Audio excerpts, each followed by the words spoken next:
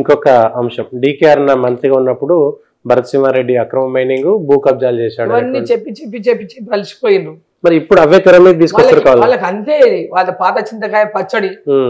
ఓ మేము రాజకీయాల్లో ఉన్నప్పటి నుంచి ఇది విని విని విని విని విని పేపర్లు రాసి రాసి రాసి రాసి టీవీలు మోగి మోగి మోగి మోగి ఎక్కడ ఎవరు ఏమి నిరూపించలేకపోయింది ఇప్పటిదాకా. ఏ టీవీ ఛానల్ రాసినా ఏ పేపర్లు రాసినా ఎవరు ఎక్కడ నిరూపించలేకపోయినరు. మరి కాంగ్రెస్ బీఆర్ఎస్ పార్టీ అనేది కక్ష కట్టింది. పార్టీలోకి వస్తావా కేసులు పెట్టుకో కేసులు అన్న. ఇప్పటిదాకా ఏం చేసింది లేదు, నిరూపించింది లేదు, అయ్యింది లేదు. కేవలం మా కుటుంబమే టార్గెట్. కొంతమందికి జిల్లాలో మా ఫ్యామిలీ టార్గెట్. ఎందుకంటే ప్రజల లోపల 60 ఏళ్లుగా ప్రజాదరణ పొందిన కుటుంబం కాబట్టి 60 ఏళ్లుగా జిల్లాలో సేవలు అందించి ఇటు నా తండ్రి వైపు కానీ మా మామగారి వైపు కానీ ప్రజాదరణ పొంది ప్రజలలో సేవలు అందించి ప్రజాదరణ పొందిన వాళ్ళం కాబట్టి ఈరోజు ఆ కేసులు ఈ కేసులు ఆ దందలు ఈ దందలు అనేకమైన ఆరోపణలు చేస్తారు. ఈరోజు 5 ఏళ్లలో ఎమ్మెల్యే లేని వాళ్ళు 100,000 కోట్లు సంపాదించారు. వాని గురించి ఎవడు మాట్లాడతలేడు. 60 ఏళ్ళు రాజకీయాల్లో ఉండి మా ఆస్తులన్నీ పోగొట్టుకున్నాడు. ఇలా తృప్తి అవుతలేదు. వీళ్ళ దగ్గర ఏదో ఉంది అది సంపాదించని ఇది సంపాదించని అది మాట్లాడేటటువంటి రాజకీయంగా కుట్రపడినటువంటి రాజకీయాలు, ఓర్వలేని రాజకీయాలు జిల్లాలో ప్రతిపక్షంలో ఉన్నటువంటి నాకు ఎవరు ప్రతిపక్షంలో ఉంటే వాళ్ళు మాట్లాడడం సహజమైపోయింది. మాకు వినడం కూడా సహజమైపోయింది. మాకేంటంటే స్పెషల్గా ఉండదు. కొత్త వాళ్ళకి స్పెషల్ ఉంటుందేమో.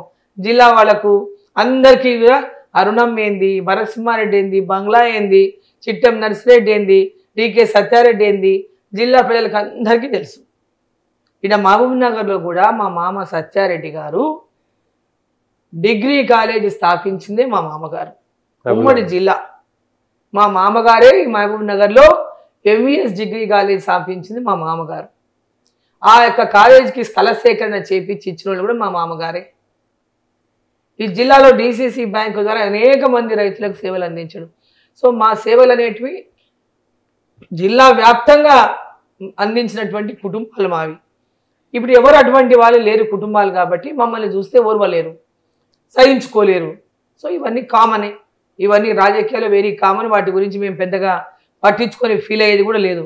కాకపోతే మహిళ అనేటటువంటి గౌరవం ఇవ్వాల్సినటువంటి ముఖ్యమంత్రి కూడా మర్యాద ఇవ్వకపోవడం వల్ల ఈ రాష్ట్రంలో మహిళలకు భద్రత లేదు.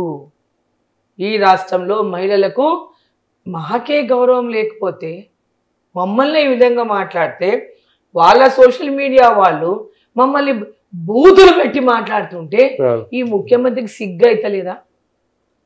ఇందుకోసమే నా ముఖ్యమంత్రి అయిండు, ఇందుకోసమే నా కాంగ్రెస్ పార్టీని గెలిపించిండ్రు.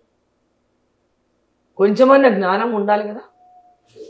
మహిళలందరూ గమనించాలి, ఈ రాష్ట్రం మహిళలందరూ గమనించాలి, మహిళలను గౌరవించే పురుషులందరూ కూడా ఇవన్నీ గమనించాలి.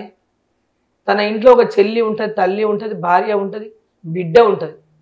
ప్రతి ఒక్కరు తమ కుటుంబంలో మహిళకు ఒక గౌరవం ఉండాలని, మంది కుటుంబంలో ఉన్న మహిళకు అవమానం చేయాలని తలచినటువంటి వాళ్లకు ఎప్పుడైనా ఒకరోజు వాళ్ళకు కూడా మహిళను అవమానించిన తర్వాత దాని పాపం అనుభవించడం ఖచ్చితంగా అనుభవించి తీరుతారు. కాబట్టి జాగ్రత్తగా ఉండాలి. నోరు మాట్లాడేటప్పుడు, నోరు మహిళల మీద పారేసుకునేటప్పుడు జాగ్రత్తగా ఉండాలి.